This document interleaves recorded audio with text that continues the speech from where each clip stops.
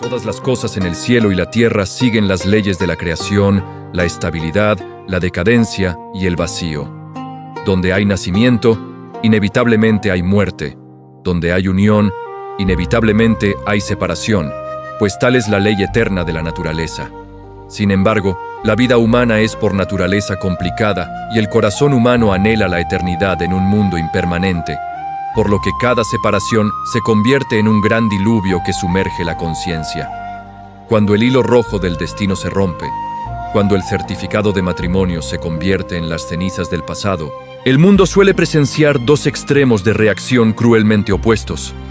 Aquel que hace un ruido estruendoso en el mundo virtual y aquel que se sumerge profundamente en el abismo del silencio. Quien llora ruidosamente en las redes sociales no es necesariamente quien más sufre. Aquel que desaparece en silencio es quien está cometiendo un suicidio del alma. Es una tragedia de nuestra era, donde el dolor se tasa por el número de interacciones y la soledad queda enterrada bajo una coraza de falsa resiliencia. Al observar el panorama de la sociedad contemporánea, vemos un fenómeno tan común que se ha convertido en una regla no escrita. Tras un divorcio o una ruptura, las mujeres suelen recurrir a las redes sociales como a un salvavidas, mientras que los hombres eligen retirarse a una cueva oscura, cortando todo contacto con el mundo exterior. Las mujeres, seres sensibles al lenguaje y a las emociones, tienden a exponer su corazón. Publican estados melancólicos, comparten canciones tristes o incluso fotos radiantes para demostrar que están bien. Ese acto, a los ojos del mundo, puede ser visto como una dependencia emocional o un deseo de atención, pero en realidad es un mecanismo de defensa instintivo que busca el consuelo de la comunidad. Por el contrario, los hombres, educados para ser pilares de fortaleza, eligen el silencio como un escudo para proteger un ego fragmentado. No publican nada, no se quejan e incluso borran todo rastro de su expareja como si nunca hubiera existido. Ese silencio no es indiferencia, sino un grito reprimido en el interior, el derrumbe de un monumento de orgullo que a nadie le está permitido ver. Esta oposición no es simplemente una diferencia de género, sino el reflejo de profundos abismos psicológicos y de prejuicios milenarios que pesan sobre los hombros de cada ser humano. Bajo el lente del budismo, ambos extremos, ya sean ruidosos o silenciosos, brotan de una raíz profunda llamada upadana, que significa el aferramiento. El Buda enseñó que el origen de todo sufrimiento es el apego, el negarse a soltar aquello que ya no nos pertenece. Cuando una mujer publica en las redes sociales, ya sea para llorar o para mostrarse fuerte, su mente sigue encadenada al objeto pasado, a la historia antigua. Utiliza la compasión o la admiración de la multitud para alimentar un ego herido. Cada reacción, cada comentario de aliento, es como un analgésico temporal que alivia la herida, pero no la sana desde la raíz. Cuanto más intentan demostrar al mundo que son víctimas o vencedoras, más se encadenan al ciclo del rencor y la ira. Su mente no tiene un momento de paz, pues siempre debe trabajar para mantener una imagen ilusoria ante los ojos de los demás. Por parte de los hombres, su silencio es también una forma de aferramiento más sutil y peligrosa. Es el apego a la forma del fuerte, el apego al orgullo varonil. Temen que, si muestran debilidad, perderán su posición y serán despreciados. Por ello, eligen tragarse el dolor, usando la frialdad para cubrir una herida que supura. Pero la escuela budista dice que cuanto más se reprime, más fuerte es la fuerza de reacción. El dolor que no se libera se acumula como una toxina, carcomiendo el alma desde dentro, convirtiéndolos en pretas, que son como fantasmas hambrientos que vagan por el mundo, por fuera tranquilos como el agua de un lago en otoño, pero por dentro turbulentos como un mar en tempestad. Ambos comportamientos, en última instancia, son manifestaciones de avidia o ignorancia, el error de creer que nuestra felicidad o sufrimiento dependen de la mirada ajena. Desde la perspectiva de la neurociencia y la psicología evolutiva, esta diferencia tiene sus bases en los albores de la humanidad. Las mujeres, que desempeñaban el papel de mantener el fuego y la conexión en la tribu, tienen cerebros programados para buscar apoyo comunitario ante el peligro. Compartir el dolor activa la liberación de químicos que calman el sistema nervioso, ayudándolas a reducir el estrés y el miedo. Las redes sociales de hoy son la versión digital de aquellas reuniones alrededor de la hoguera antigua donde buscaban empatía para saber que no estaban solas. El sentimiento de ser escuchada y comprendida crea una suave embriaguez mental que hace que el dolor parezca disminuir, aunque sea por un instante. Mientras tanto, los hombres, cazadores de la era primitiva, llevan en su código genético la competencia y la dominación. En el mundo salvaje, un macho herido o que mostraba debilidad era inmediatamente desplazado de su posición de líder o incluso eliminado por sus rivales. Ese instinto de supervivencia se ha grabado en el subconsciente, haciendo que el hombre moderno considere la expresión de emociones, especialmente el dolor tras una ruptura, como un fracaso humillante. Se retiran a su cueva, no porque no sientan dolor, sino porque están lamiendo sus heridas en la oscuridad, el lugar más seguro donde nadie puede ver su fragilidad. Pero en esta era de dinero y tecnología, esa soledad se convierte en un cuchillo de doble filo.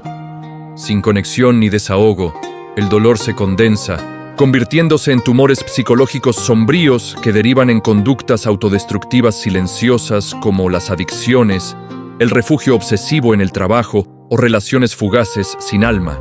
Sin embargo, ya sea ciencia o psicología, todas son solo explicaciones de los fenómenos, no la salida al sufrimiento.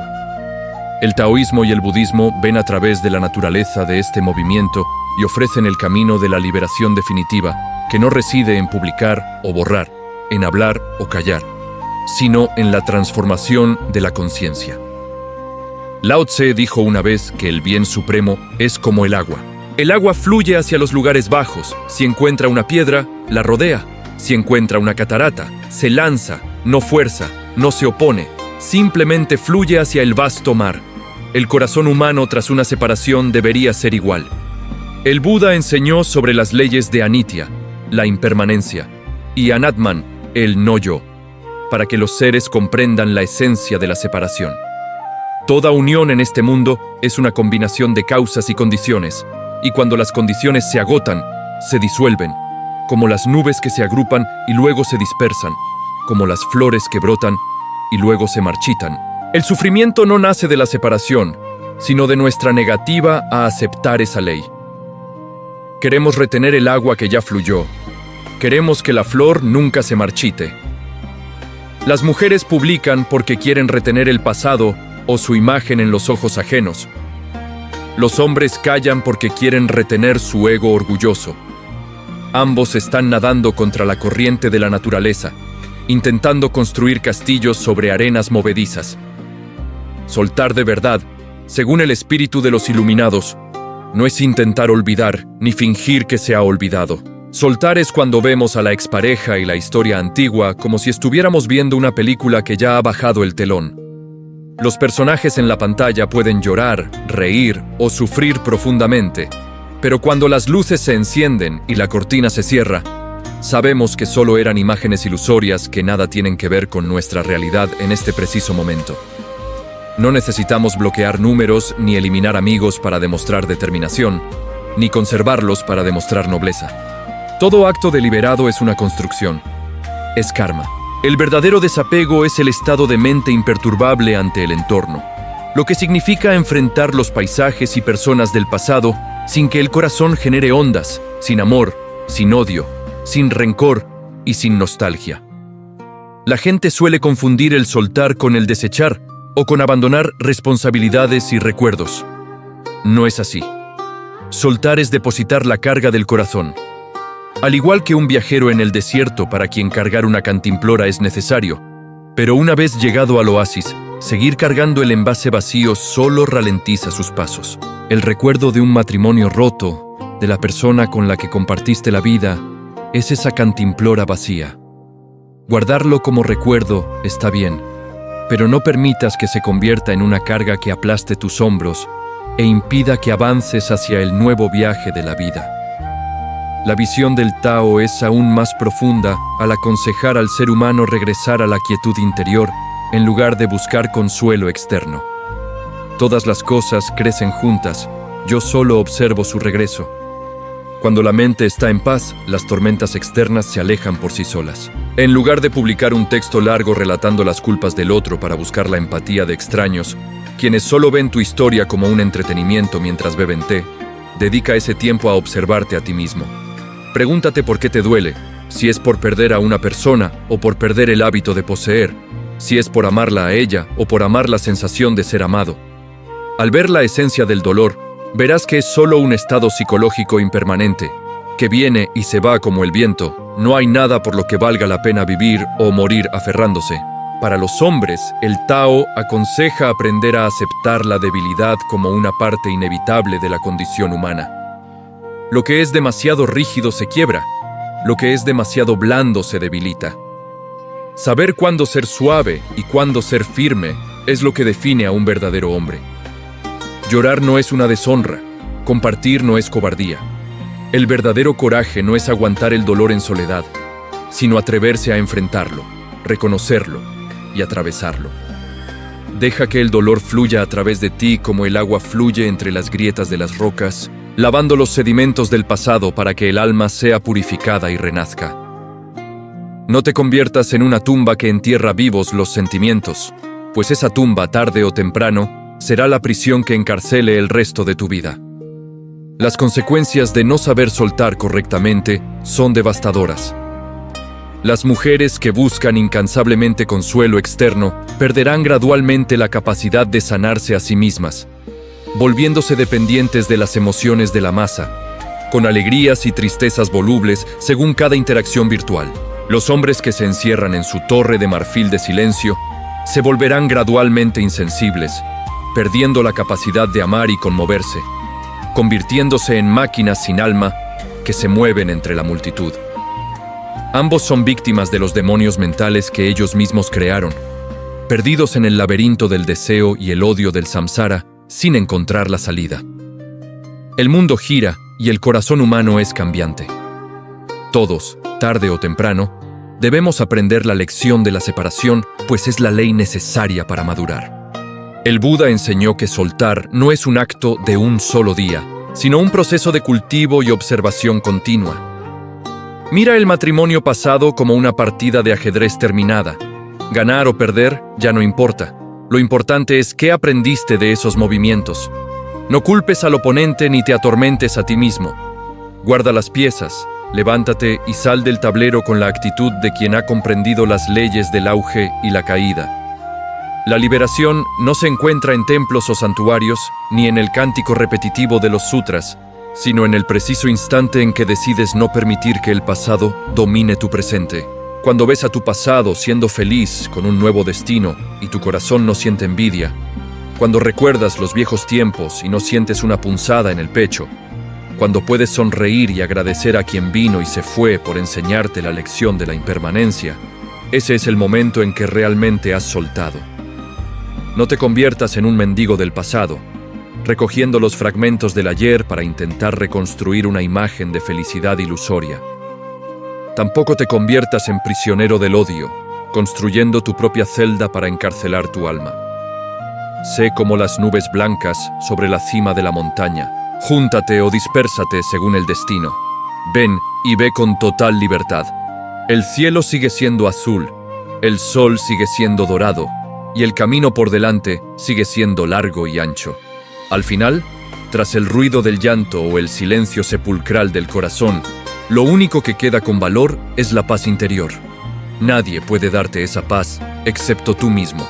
Las redes sociales no pueden salvarte, el alcohol no puede salvarte, incluso el tiempo no podrá salvarte si tu mente sigue aferrada.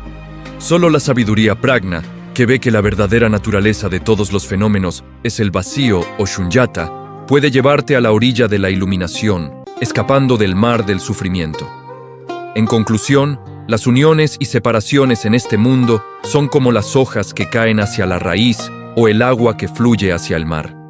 El que se va, que se vaya; el que se queda, que se quede.